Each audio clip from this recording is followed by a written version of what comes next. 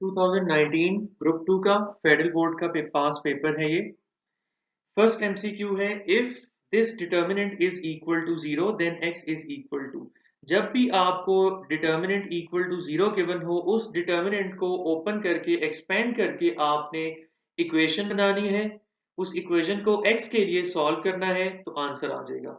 अब देखो डिटर्मिनेंट आप लोग जानते हो कैसे कैलकुलेट करते हैं। 2 और x की प्रोडक्ट आ जाएगी 2x, दरमियान में फॉर्मूले का नेगेटिव साइन, और उसके बाद 6 की प्रोडक्ट 3 के साथ बनती है 18, 6 3 आर 18 और गिवन है इक्वल टू 0। अब नेक्स्ट स्टेप में ये 18 राइट साइड पे आकर प्लस 18 होगा और 2 जो है 18 को डिवाइड करेगा नीचे आके, तो 18 divided by 2 is positive 9। So beta option is correct option. Next MCQ है, imaginary part of this complex number is what. तो आपने इसको सबसे पहले सॉल्व कर लेना है। इस माइनस आयोटा को अंदर दोनों के साथ मल्टीप्लाई करवाओ। ऐसे जुबानी कभी भी नहीं देखना कि आयोटा के साथ 3 लिखा हुआ है तो ये आंसर होगा, ये कंसेप्ट गलत है। आपने इसको कंप्लीट सॉल्व करना है। Minus iota multiplied by 3 iota is minus 3 iota square, और 2 into minus iota is minus 2 iota. अब ये जो फर्स्ट आयोटा स्क्वायर है इसकी जगह हम नेगेटिव 1 लगाएंगे। स्टैंडर्ड फॉर्म में लाने के बाद हम इमेजिनरी पार्ट को डिसाइड करेंगे। Minus 2 iota as it is, तो ये minus into minus plus 3 minus 2 iota. अब जो है ये a प्लस बी आयोटा की फॉर्म में आ चुका है, तो यहाँ इमेजिनरी पार्ट है इसका माइनस 2। आयोटा के साथ जो कोएफिशिएंट होता है that is called imaginary part. तो right option is alpha option. Next MCQ है, the logarithm of unity to any base is always 0। इसका रूल मैं आपको बता देता हूं। यूनिटी का मतलब होता है 1, यानी आप अभी कैलकुलेटर अगर आपके पास है तो आप चेक कर सकते हो लॉगरिथम ऑफ 1। बेस कोई भी हो, एनी बेस, कोई भी आप बेस ले लो। बेस आप जो है वो 10 ले लो, बेस आप 100 ले लो, बेस आप 25 ले लो, बेस x ले लो, y z what ever. Base की जगह कुछ भी अगर आ गया तो 1 का लॉगरिथम हमेशा आता है इक्वल टू 0। फोर्थ एमसीक्यू, ये दो बाइनोमियल सर्ड गिवन है आपको। इस शक्ल के नंबर्स को बाइनोमियल सर्ड कहते हैं। ये फर्स्ट बाइनोमियल सर्ड और ये सेकंड बाइनोमियल सर्ड। इनकी प्रोडक्ट के लिए आपने ये फॉर्मूला इस्तेमाल करना होता है कि a minus B multiplied by a plus B. ये फॉर्मूला किसके इक्वल आता है, a square minus B square के। तो इसको a को आपने इक्वल लेना है स्क्वायर रूट 3 के, और b को इक्वल सपोज करो स्क्वायर रूट 2 के। ये सपोज करके वैल्यूज डालोगे तो ये बनेगा a का स्क्वायर माइनस b का स्क्वायर। तो ये स्क्वायर जो है इस रूट के साथ कट जाएंगे, यहां से 3 बाहर आएगा और यहां से 2 बाहर आएगा, तो 3 minus 2 is positive 1। Charlie option is correct option. Next MCQ है, factors of this are what. इसके फैक्टर्स आपने निकालने हैं तो इसकी मिड टर्म ब्रेक करनी पड़ेगी हमें। 3x स्क्वायर इसके फैक्टर्स बनते हैं माइनस 3 और प्लस 2। फर्स्ट टू टर्म्स के अंदर देखो 3x कॉमन है तो ये बनेगा x minus 1। Last two terms के अंदर 2 कॉमन है तो ये बनेगा x माइनस 1। अब ये दोनों ब्रैकेट्स इक्वल हैं तो हमारी फैक्टराइजेशन ठीक हो रही है। तो x माइनस 1 कॉमन निकाला तो यहाँ बचेगा 3x, यहाँ बचेगा प्लस 2, तो ये 3x प्लस 2 दोनों इधर आ जाएंगे ब्रैकेट। अब देखो ये कौन सा ऑप्शन बन रहा है, 3x प्लस 2 और x minus 1। Charlie option is correct option. Next MCQ number 6, इन दोनों का, इन तीनों का एलसीएम निकालना है हमने। तो सबसे पहले इनकी फैक्टराइजेशन हम कर देते हैं। तो 15x स्क्वायर की फैक्टराइजेशन होती है 3 5 15। x स्क्वायर को एज इट इज लिखेंगे। फिर उसके बाद नेक्स्ट 45xy, इसकी फैक्टराइजेशन क्या होगी, 9 5 45 होता है तो ये ऐसे आ जाएगा। और तीसरे नंबर पर आपको गिवन है 30xyz, इसकी फैक्टराइजेशन कैसे होगी, 2 cross 3 cross 5xy and z। अब आप लोग जानते हो कि एलसीएम का फॉर्मूला क्या होता है। एलसीएम का फॉर्मूला होता है common factors into uncommon factors. Common और अनकॉमन फैक्टर्स की जो प्रोडक्ट होती है that product is called LCM. अब आप जरा गौर करो 3 के ऊपर कि यहाँ 3 की पावर 1 है, यहाँ पावर 2 है, और यहाँ पे भी पावर 1 है। अब 3 की वो कौन सी हाईएस्ट पावर यहाँ पे अवेलेबल है जो इन तमाम के ऊपर डिविजिबल है? 3 स्क्वायर। तो यहाँ से आपने 3 स्क्वायर उठा लेना है, यहाँ पे लिखा, फिर मल्टीप्लाई करवा दो। देखो 5 जो है वो कॉमन है, सबके अंदर पावर भी सेम है, तो 5। ये 3 स्क्वायर के लिए बता दूं, एलसीएम में ऑपोजिट होता है, एल स्टैंड्स फॉर लीस्ट, लेकिन जब पावर पिक करनी होती है तो हाईएस्ट पावर ली जाती है। ये इसका एक शॉर्टकट मेथड है याद रखने का। 5 के बाद आप देखो ये जो नंबर 2 है, दिस नंबर इज अनकॉमन, तो ये अनकॉमन होने की वजह से आ जाएगा, क्योंकि सब आते हैं, कॉमन भी आते हैं, अनकॉमन भी आते हैं। फिर अगर आप देखो तो यहाँ एक्स स्क्वायर है, यहाँ पे x है और यहाँ पे भी x है, तो हाईएस्ट पावर पिक करनी होती है, तो x स्क्वायर ला के यहाँ मल्टीप्लाई करवाओ और फिर y और z भी आ जाएगा। इस प्रोडक्ट को हम कैलकुलेट कर लेते हैं, क्या आता है? ये आता है 90 x स्क्वायर y z, तो beta option is the correct option. Next है, for any real numbers a, b, c, if a is greater than b and b is greater than c, then a is greater than c. What is the name of this property? This property is called transitive property. इसमें transition होता है, ठीक है, a से b की तरफ जाते हैं, b से c, और आखिर में a से c की तरफ ट्रांजिशन होता है, हम जंप करके इधर चले जाते हैं। ट्राइकॉटमी प्रॉपर्टी क्या होती है ये भी मैं इधर बता दूं। अगर ये a, b, c तीन रियल नंबर्स हों तो इनको जब भी कंपेयर किया जाता है तो तीन पॉसिबिलिटीज बनती हैं, या तो दो नंबर्स हों अगर हमारे पास a और b, तो जब इनको कंपेयर किया जाता है तो सिर्फ तीन पॉसिबिलिटीज बनती हैं, या तो दो नंबर्स a और b इक्वल होंगे, या एक नंबर a जो है वो ग्रेटर होगा b से, या a लेस होगा b से, फिर फोर्थ पॉसिबिलिटी एग्जिस्ट नहीं करती।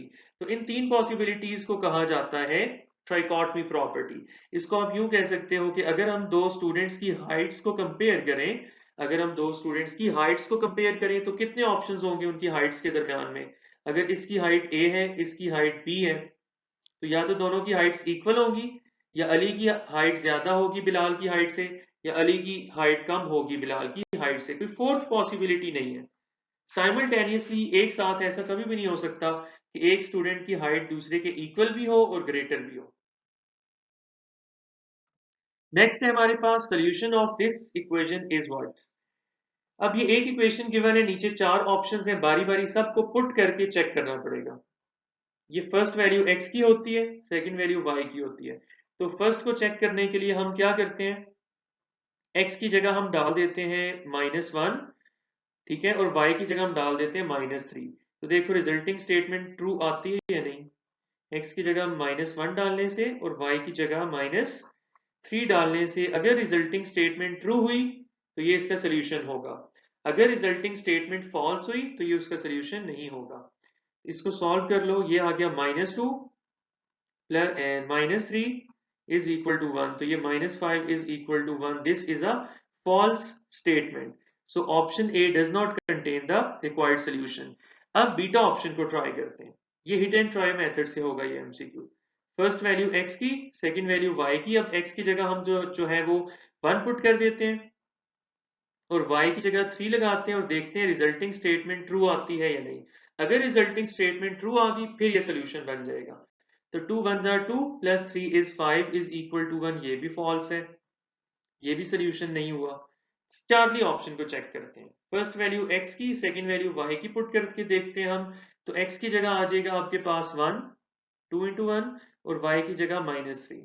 2 1s are 2, 2 minus 3 is -1, -1 is equal to -1 is equal to 1, this statement is false।